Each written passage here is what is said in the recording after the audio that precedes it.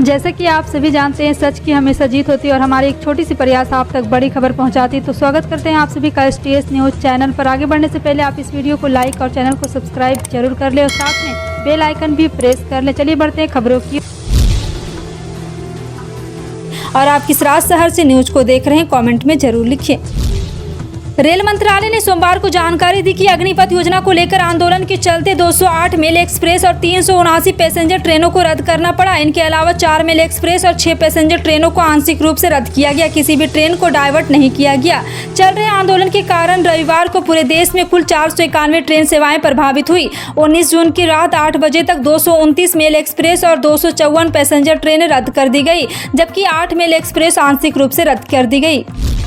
देश की राजधानी दिल्ली में बहुजन समाज पार्टी के संस्थापक कांसीराम के निजी सचिव रहे और मध्य प्रदेश बसपा के प्रभारी पूरन सिंह हरिद्वार ने अपने समर्थकों के साथ आम आदमी पार्टी में शामिल हो गए। इनके अलावा कांसीराम के भतीजे बलविंदर सिंह ने भी आपकी सदस्यता ग्रहण की। इस दौरान राज्यसभा सदस्य संजय सिंह ने पार्टी मुख्यालय में पटका और टोपी पहनाकर सभी का स्वागत किया। उन्होंने कहा कि पूरन सिंह ने मुख्यमंत्री अरविंद केजरीवाल की नीतियों से प्रभावित होकर आम आदमी पार्टी में शामिल होने का फैसला किया है। महाराष्ट्र विधान परिषद चुनाव का रिजल्ट 1 घंटे यानी कुछ घंटे के बाद ऐलान होने वाला, लेकिन आपको बता दें कि 2 घंटे देर से वोट की गिनती शुरू हुई। शाम 4 बजे तक 285 विधायक की वोटिंग पूरी कर दी गई और शाम 5 बजे की वोटों की गिनती शुरू होने वाली थी, लेकिन कांग्रेस ने चुनाव आयोग को मेल कर 2 विधायकों के वोट पर आपत्ति दर्ज कराई और इन वोटों को रद्द करने की मांग की। कांग्रेस की शिकायत पर चुनाव आयोग ने मीटिंग शुरू की। इस वजह से वोटों की गिनती समय पर शुरू नहीं हो पाई। इसके बाद राज्य चुनाव आयोग के अधिकारियों ने कांग्रेस की शिकायत को नामंजूर कर दिया। एक नए सर्वे के मुताबिक हर 10 में से 4 कर्मचारी अप्रेजल के बाद अपने मौजूदा संस्थान से इस्तीफा देना चाहते हैं। इकोनॉमिक टाइम्स की रिपोर्ट के मुताबिक नमन HR के मैनेजमेंट कांस्टेलिंग कंपनी द्वारा शेयर किए गए डाटा से पता चला है कि जिन 3 सेक्टर्स में अधिकतर कर्मचारी नौकरी छोड़ने पर विचार कर रहे हैं, उनमें 37% के साथ सर्विस, 31% के साथ मैन्युफैक्चरिंग और 27% के साथ IT शामिल है। लिंक के आधार पर देखें तो हर 10 में से 6 पुरुष कर्मी आने वाले महीने में अपनी काम की जगह से इस्तीफा देना चाहता है। Housing finance company LIC housing finance limited ने अपनी प्रमुख होम लोन ब्याज दर 0.60% बढ़ाकर 7.50% कर दी है।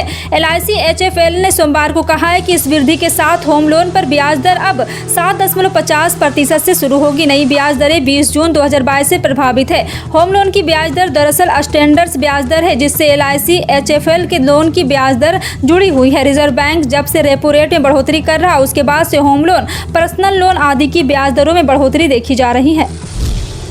सरकार के हालिया कदम से खाने वाले तेल के दाम में गिरावट आई। हालांकि दाम अब भी सामान्य से अधिक है, लेकिन घोर महंगाई की तुलना में 10 से 20 रुपये की राहत मिली। सरकार ने अभी हाल में पाम ऑयल और सोया ऑयल को लेकर एक नई घोषणा की। यह घोषणा बेस इंपोर्ट प्राइस में कटौती को लेकर थी। इससे भारत में हर तरह के खाद्य तेल के दाम घटे हैं। बेस इंपोर्ट प्राइस में कटौती का फायदा खाद्य तेल की कंपनियों को मिला है। मानसून विदर्भ क्षेत्र में भी पहुंच चुका है, इससे किसान खुश है। उन्होंने खरीफ फसलों की बुआई शुरू कर दी है। पिछले सप्ताह तक यहां बारिश नहीं हुई थी, जिसकी वजह से खरीफ सीजन की बुआई प्रभावित हो रही थी। रविवार को यहां के गोंदिया जिले में अब जमकर बारिश हुई, यानी मानसून पहुंच गया है। इससे जिले के किसानों को राहत मिली है। कृषि विभाग के भरोसा है कि गोंदिया जिले में बारिश जारी रहेगा तो जल्द ही यहाँ खेतों की तस्वीर बदल जाएगी। फसलों की बुआई के लिए नमी जरूरी, इसलिए किसान बारिश का इंतजार कर रहे थे। हालांकि इस इंतजार में बुआई में 15 दिन की देरी हो चुकी है। पूरे विश्व में आज यानी 21 जून को अंतर्राष्ट्रीय योग दिवस मनाया जाएगा। इस बार प्रधानमंत्री नरेंद्र मोदी कर्नाटक के मैसूरू में स्थित शाही महल परिसर में योग दिवस मनाएंगे। मंगलवार की सुबह 6:30 बजे से 7:45 बजे तक प्रधानमंत्री योग करेंगे। उनके साथ 12,000 से ज्यादा लोग योग करेंगे, जिसमें स्कूली बच्चे, बुजुर्ग, समाज सेवी संगठन से जुड़े लोग और कई स्थानीय नेता भी शामिल होंगे। कर्नाटक के राज्यपाल थावर चांद गहलोत और मुख्यमंत्री बसवराज बोम्मई भी इस योग कार्यक्रम में हिस्सा लेंगे और PM का साथ योग करेंगे। देश की सबसे बड़ी टेलीकॉम कंपनियों में से एक जियो लगातार अपने ग्राहकों के लिए नए नए प्लान और ऑफर्स लाती रहती है। इन ऑफर्स के जरिए वो अपने प्रतिद्वंदी एयरटेल और VI को कड़ी टक्कर देती ही रहती है। जियो जहां एक तरफ महीने में 200 रुपये से भी ज्यादा देने वाले ग्राहकों को टारगेट करा, वहीं दूसरी ओर उसने 100 रुपये से भी कम वाले यूजर्स का भी ध्यान रखा और उनके लिए एक धांसू प्लान लॉन्च किया है। बता दें कि जियो ने 100 रुपये से भी कम खर्च करने वाले यूजर्स के लिए 75 रुपये का एक बेहतरीन प्लान लॉन्च किया है, जिसके माध्यम से यूजर्स का डेटा, अनलिमिटेड कॉलिंग कॉलिंग भी मिलेगी। जियो के इस प्लान से यूजर्स को अनलिमिटेड कॉलिंग मिलती है, जिसके माध्यम से वे घंटों तक बात कर सकते हैं। कॉलिंग के अलावा यूजर्स को 2.5 GB डेटा भी मिलेगा, जिससे वह वीडियोस देख सकते हैं और चैट भी कर सकते हैं। सेना भर्ती की नई स्कीम अग्निपथ को लेकर देश भर में विरोध प्रदर्शन देखने को मिल रहा है। वहीं कई संगठनों ने भारत बंद का आह्वान भी किया, जिसका पूरे देश में मिला जुला असर देखने को मिला। इस बीच प्रधानमंत्री नरेंद्र मोदी 2 दिवसीय कर्नाटक दौरे पर है, जहां उन्होंने योजना का नाम लिए बिना कहा कि कुछ फैसले अनुचित लगते हैं लेकिन राष्ट्र निर्माण के लिए महत्वपूर्ण होते हैं। समय के साथ उन फैसलों से राष्ट्र के निर्माण में मदद मिलेगी। यह हमें नए रास्ते और नए संकल्प की ओर ले जाता है। जी हाँ, आपको बता दें कि इसके साथ ही प्रधानमंत्री नरेंद्र मोदी ने कहा कि हमारी सरकार ने पिछले 8 साल में हर युवा के लिए डिफेंस सेक्टर खोल दिया है।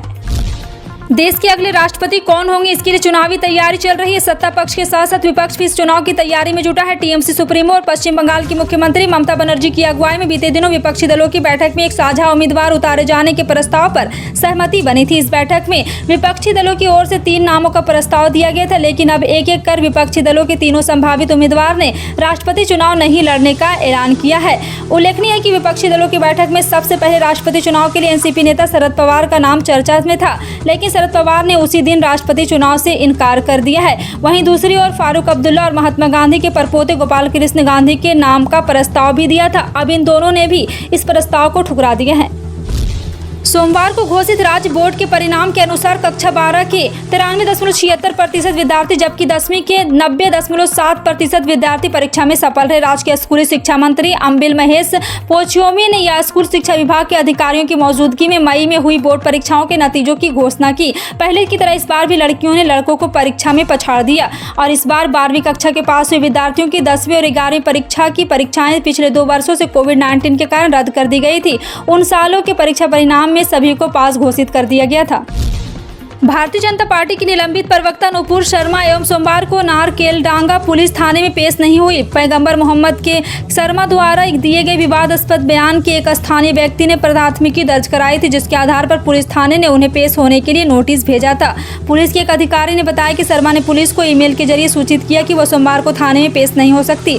टीवी पर एक बहस के दौरान शर्मा ने बताया था कि जिससे देश के कई हिस्सों में हिंसक प्रदर्शन हुए गए थे।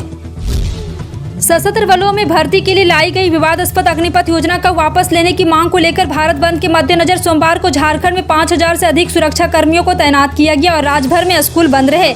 झारखंड पुलिस के प्रवक्ता और आईजी अमोल वी होमकर ने पीटीआई भाषा को बताया कि अब तक राज्य में कहीं से भी किसी अप्रिय घटना की खबर नहीं आई है। राजधानी रांची, जमशेदपुर, पलामू और अन्य जगहों पर दुकान और व्यापारिक प्रतिष्ठान खुले रहे।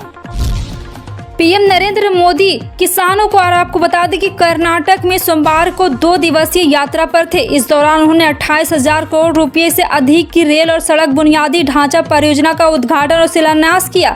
पीएम यानी कि 21 जून को योग दिवस में भी हिस्सा ले रहे हैं। पीएम ने बेंगलुरु में जनसभा को संबोधित करते हुए बताया कि आज कर्नाटका में 5 national highway project, 7 railway project का शिलान्यास किया गया है। कोंकण रेलवे के 100% बिजलीकरण के महत्वपूर्ण पड़ाव के हम साक्षी बने हैं। ये सभी प्रोजेक्ट कर्नाटका के युवाओं, मध्यम वर्ग, किसानों, श्रमिकों, उद्यमियों के नई सुविधा देंगे, नए अवसर देंगे। कांग्रेस अध्यक्ष सोनिया गांधी को दिल्ली के अस्पताल से छुट्टी मिल गई है। डॉक्टर्स ने उन्हें फिलहाल घर पर आराम की सलाह दी है। कांग्रेस महासचिव जयराम रमेश ने ट्वीट कर यह जानकारी दी है। सोनिया गांधी 2 जून को कोरोना वायरस से संक्रमित पाई गई थी। उन्हें कोविड-19 के बाद जटिलताओं के कारण 12 जून को सर गंगाराम अस्पताल में भर्ती कराया गया था। कांग्रेस के अनुसार अस्पताल में भर्ती कराए जाने के बाद पता चला कि उनकी श्वास नली में संक्रमण है।